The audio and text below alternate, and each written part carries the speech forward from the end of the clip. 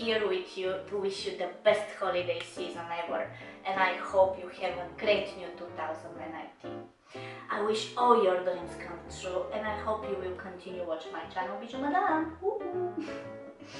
Thank you for all your support, and I'm wishing you amazing holiday time. I'm waiting forward to see you again and to create together so much more new beautiful projects. Love you all. Merry Christmas. Ciao, ciao.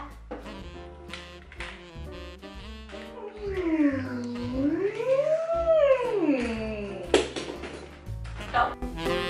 Hello everyone. Stop.